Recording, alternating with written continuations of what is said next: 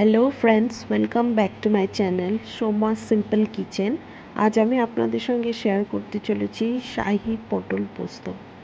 ফার্স্টে কড়াইতে তেল দিয়ে তেলটা গরম হলে তাতে নুন হলুদ দিয়ে কালো জিরা ফোড়ন দিয়ে ওতে পটলগুলো দিয়ে ভেজে নেব, ভালোভাবে ভেজে নেব পটলগুলোকে লাল লাল করে। তারপর একটা ঢাকনা দিয়ে রেখে দেব। তারপর কিছুক্ষণ পর চেক করে দেখব পটলগুলো অল্প ভাজা হয়েছে। ভাজার পর আরেকবার নাড়িয়ে দিব তাতে।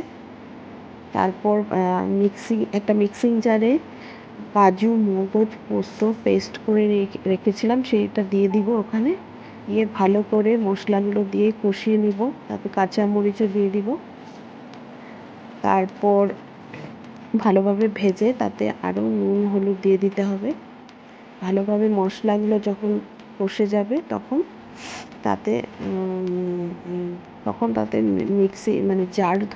মিক্সির জারে জল দিয়ে ধুয়ে নিয়ে ওখানে জলটা দিয়ে দিব।